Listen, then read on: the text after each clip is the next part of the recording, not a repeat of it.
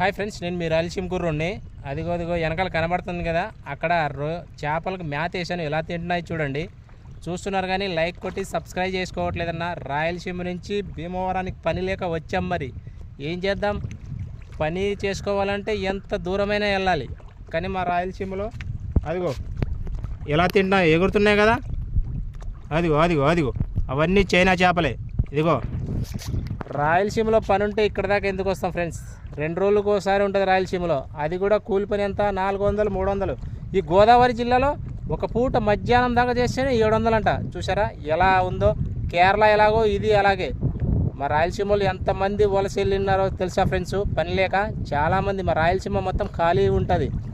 స్టూడెంట్లు చదువుకొని ఖాళీగా ఉండి అలా వలస వెళ్ళి చేసుకుంటున్నారు ప్రైవేట్గా. మనకి ఇదిగో 500కు ఇక్కడ వచ్చి చేస్తున్నాం భీమవరంలో. ఎలా సరిపోతుంది? కూరగాయలు కూడా సరిపోవు. ఆ బాధ ఎలా ఉంటుందంటే